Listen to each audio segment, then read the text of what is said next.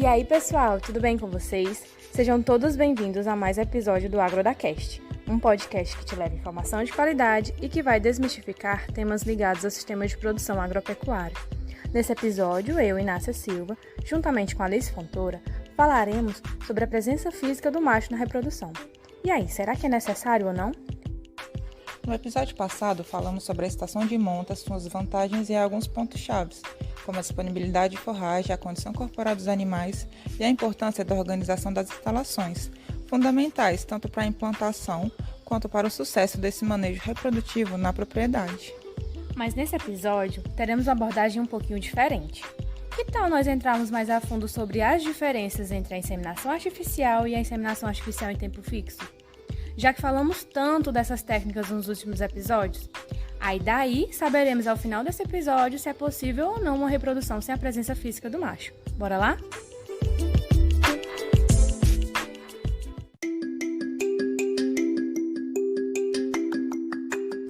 A principal diferença entre essas duas biotécnicas é que na inseminação artificial é preciso observar o cio das fêmeas e só depois a inseminação é realizada. Já na IATF, a detecção do cio não é necessária. Isso porque é possível sincronizar o cio e a ovulação das fêmeas, através de protocolos hormonais. Assim, todas as fêmeas são inseminadas no mesmo período, facilitando o manejo da propriedade. E a inseminação artificial, Alice, ela impacta positivamente o sistema de produção. E a inseminação artificial em tempo fixo é a principal ferramenta que facilita e viabiliza esse processo. Nos últimos anos, o número de vacas inseminadas no Brasil aumentou consideravelmente, devido à utilização de inseminação artificial em tempo fixo, IATF. Essa tecnologia de custo acessível é capaz de facilitar e otimizar o processo de inseminação artificial, proporcionando boas taxas de prenhez. Segundo dados da Associação Brasileira de Inseminação Artificial, no primeiro semestre de 2021, cerca de 74% dos municípios brasileiros utilizaram a inseminação artificial, e de 2020 para cá esse número aumentou em 5%. A compra de sêmen no Nordeste para animais de corte alcançou 34% dos municípios, já para animais de leite, 36% dos municípios em toda a região. E você deve querer saber quais são as vantagens dessas biotécnicas, não é? Tá com papel e caneta na mão? Bora lá!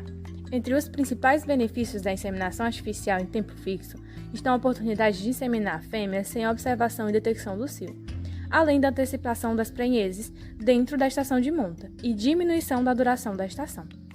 E existem vantagens comuns às duas biotécnicas, Inácia? Sim, Alice, o melhoramento genético, já que os sêmen utilizados são de animais geneticamente superiores. Temos também a possibilidade de cruzar a raça zebuína e taurina, como no caso dos bovinos, e a prevenção de disseminação de doenças, pois os doadores são submetidos a rigorosos testes, o que garante a condição sanitária do rebanho. Pode-se utilizar ainda, Nácia, o sêmen de animais impossibilitados de realizar a monta, ou até mesmo após a sua morte. A inseminação também previne acidentes com fêmeas, principalmente as jovens, que cruzariam com machos pesados e também acidentes com as pessoas no momento do manejo reprodutivo. Ainda melhora o controle zootécnico do rebanho, permitindo alcançar as metas estabelecidas, padronizar o rebanho e facilitar a comercialização da produção. Eita, Alice, que aí eu vi vantagem, viu? Mas e esses protocolos hormonais que foram mencionados, como é que eles funcionam? Bom, é importante deixar claro que existem diversas estratégias e protocolos a serem escolhidas, tá bom? E tanto os tratamentos quanto os intervalos, eles variam conforme a espécie. Um exemplo, no caso de bovinos, é que é possível fazer uma ou mais inseminações artificiais em tempo fixo. A primeira pode ser realizada até mesmo por inseminação artificial convencional, ou até mesmo, também com a presença física do touro, ou seja, com a monta natural, optando pela divisão ou não das fêmeas em lotes, para assim facilitar o manejo. Nas vagas, o intervalo entre protocolos pode variar de 30 a 45 dias. Se forem 30 dias, o novo protocolo é iniciado antes mesmo do diagnóstico de prenhez do primeiro protocolo. Já durante o segundo, é feito outro diagnóstico, e caso as fêmeas estejam em prenhez, o protocolo é parado. Mas se forem observadas fêmeas vazias, o protocolo é continuado e os animais receberão a segunda IATF. E ao contrário do que muitos pensam, Alice, o uso da IATF não elimina totalmente o uso de machos, e muito menos a monta natural. Pelo contrário, a seleção de machos reprodutores não para, tá? pois a demanda por animais melhoradores aumenta com o uso da técnica e o repasse de touros após a inseminação ajuda a melhorar a porcentagem de fêmeas prenhes. É importante destacar que existem disponíveis no mercado incontáveis produtos de diferentes fabricantes para utilização nesses protocolos de ATF, bem como existem também diferentes tipos de tratamentos.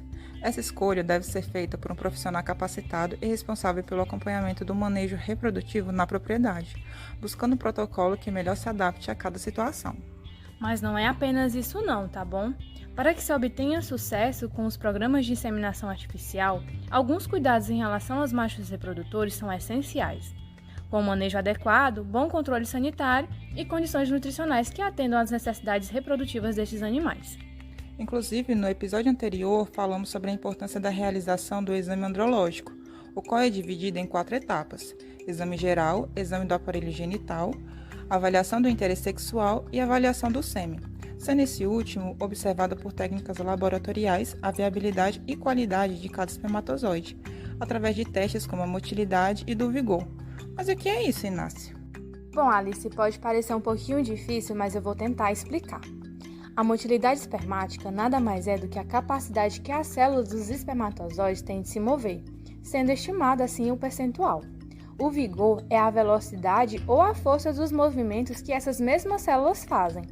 A motilidade média do ejaculado normalmente varia de 70% a 90%. Esses valores médios variam de espécie para espécie, Inácio? É tudo a mesma coisa? Sim, Alice, variam.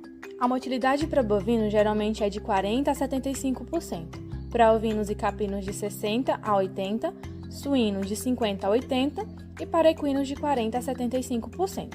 E o grau de vigor possui uma escala de 0 a 5, com uma média ideal entre 3 e 4. Mas lembre-se, toda amostra de sêmen possui defeitos. Mas segundo estudos feitos pelo Ministério da Agricultura, Pecuária e Abastecimento, o número de espermatozoides considerados normais por amostra deve ser de 70%. E essas anormalidades do formato dos espermatozoides muito tem a ver com a fertilidade dos rebanhos, certo, Inácia? É isso aí, Alice. E um dos fatores que pode afetar os órgãos reprodutivos é o estresse térmico, seja ele pelo calor ou frio.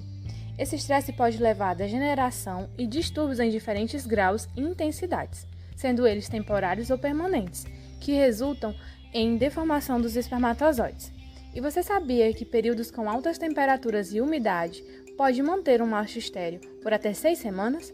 Então, para amenizar esse estresse térmico, não deixe de propiciar sombra e água fresca e limpa aos animais.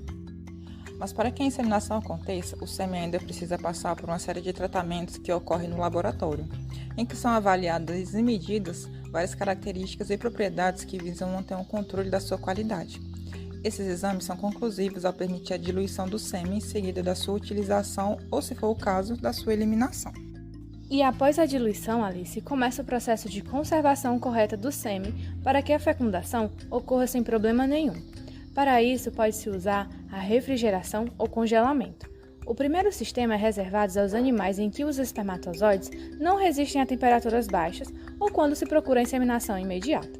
Nas espécies em que se pode congelar o sêmen, como no bovino, mesmo com o aperfeiçoamento exaustivo das técnicas atuais, existe uma porcentagem de espermatozoides que morrem durante o processo. Mas por que isso ocorre?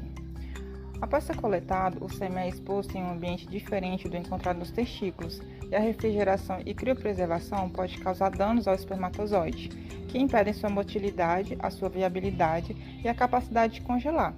Esse processo é conhecido como choque térmico pelo frio. Dentre as espécies de animais domésticos, o equino apresenta o espermatozoide com maior sensibilidade ao choque térmico. E outro ponto que merece destaque é a qualidade sanitária do sêmen, que depende diretamente da saúde em que se encontra o reprodutor, das condições de coleta, seu tratamento e manipulação.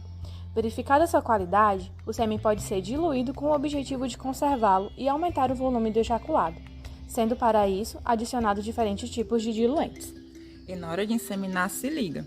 Para obter uma taxa elevada de sucesso, é necessário manipular corretamente as palhetas e evitar mudanças de temperatura até sua utilização.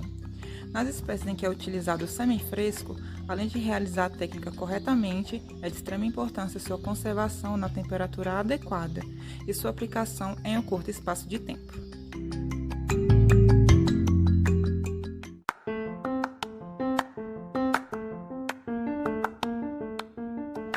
meu povo, curtiram o tema de hoje? Será que deu para responder aquelas perguntinhas lá do início do episódio? Esperamos que sim. E se liga, tá? No próximo episódio teremos algo super especial para fechar com chave de ouro esse tema sobre reprodução. E não deixe de nos acompanhar no Instagram e de se inscrever no nosso canal, deixando aquele like e apertando o sininho para não perder nenhum de nossos episódios. Então, um forte abraço e até mais!